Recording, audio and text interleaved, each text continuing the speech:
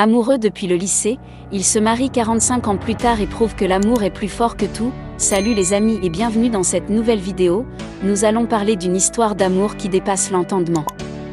L'histoire de Mira Clarke et Howard Foster, deux Américains qui ont prouvé aux yeux du monde que le véritable amour ne meurt jamais. Suivez cette vidéo jusqu'à la fin et vous seriez surpris. Le véritable amour ne meurt jamais. 45 ans après leur coup de foudre au lycée, deux âmes sœurs se retrouvent enfin.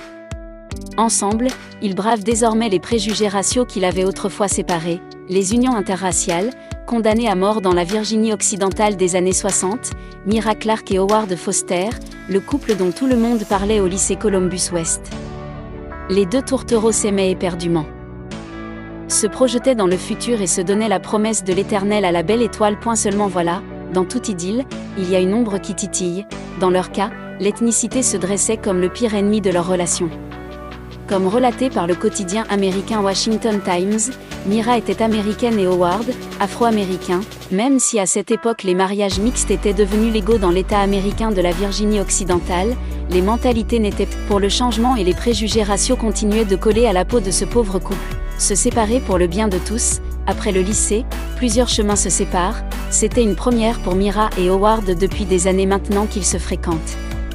Pour cause, Howard a décidé d'entamer un nouveau chapitre dans son parcours universitaire, en intégrant l'Institut technique de Columbus, là où il a été fortement confronté au racisme des professeurs. Le stress des études, les propos racistes incessants et la petite goutte qui fait déborder le vase, la tension d'une relation à distance. Et la situation s'envenimait sur tous les fronts. C'est ainsi que Howard a atteint le point de non-retour. Je t'aime, mais je te quitte, une décision déchirante, mais qui semblait être la seule option pour éviter de se blesser mutuellement. Mira et Howard ont laissé le temps au temps et ont décidé d'aller de l'avant. Tous deux se sont engagés dans des vies de couples distinctes qui ont pris fin avec le décès de leurs partenaires respectifs. Leurs chemins se croisent à nouveau, 45 ans plus tard. L'histoire rebondit en 2013, lorsque Mira parvient à retrouver Howard par l'intermédiaire d'une infirmière du Mount Carmel Hospital, là où elle travaillait. À leur retrouvailles, leur amour était aussi fort et passionnel que le premier jour. Se remettre ensemble n'était pas une question à débattre mais une opportunité qu'ils attendaient depuis des décennies.